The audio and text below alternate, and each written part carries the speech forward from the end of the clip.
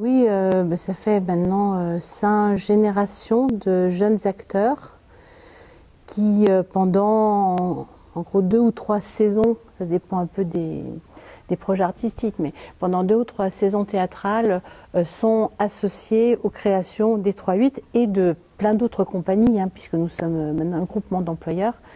Et là, il y en a 7 d'entre eux qui sont associés à la création de ce polyptyque Escalante. Et donc, ils jouent sur les 4 pièces, chacun de ces 7 joue au moins dans 2 pièces.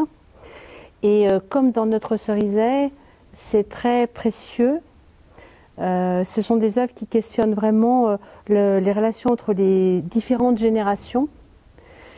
Et ça, c'est au cœur de l'écriture de Gimena. Et donc, théâtralement, c'est des questions qu'on a envie de se poser aussi.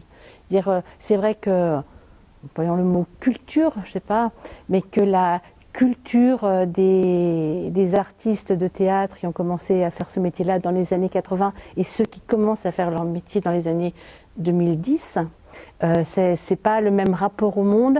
Et l'écriture contemporaine, elle est irriguée par tout ça. Et quand on dit l'écriture théâtrale contemporaine, c'est pas seulement l'écriture dans les textes, mais l'écriture scénique.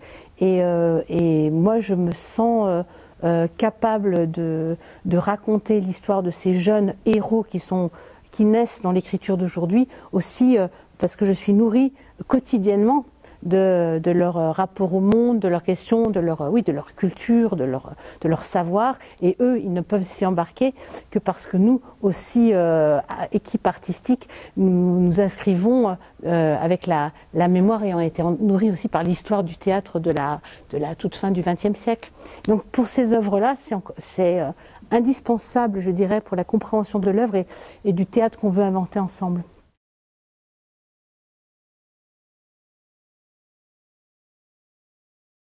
Donc cette année, c'est un gros chantier de création et on a choisi d'investir l'argent que nous avions, parce que la création c'est de l'argent, c'est des salaires principalement d'ailleurs. Donc on a choisi cette année d'investir dans le temps de répétition. Et donc la saison prochaine, notre investissement il sera plus dans le temps de représentation, parce qu'une œuvre contemporaine, faire connaître une auteure en ce qui concerne Gimena Escalante, ça doit s'inscrire dans le temps. Donc l'ambition c'est de jouer le plus possible.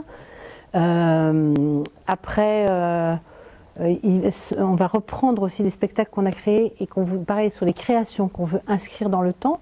Donc Anne de Boissy et Géraldine Berger retravailleront sûrement à partir d'un spectacle qui s'appelle Double Moi, qui est à la fois qui part de l'imaginaire, des contes cruels des femmes, et qui se joue à la fois en français et à la fois en langue des signes, mais comme 2 langues indispensables aussi à l'expression du projet artistique. Il y aura ça.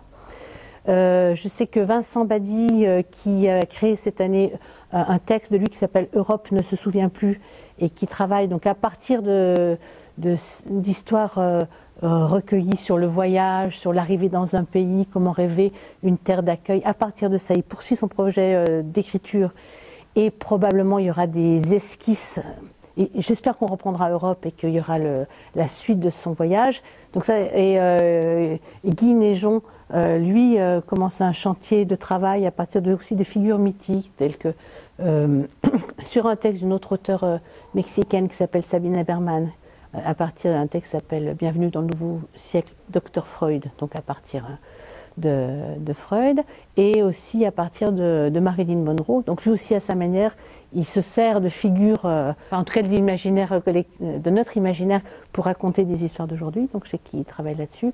Donc ça, c'est pour nous. Puis autrement, il y a des équipes associées au NTH8. Donc je sais que Claire Rangade et le Théâtre Cray vont jouer ici un spectacle qui s'appelle Les Terriens.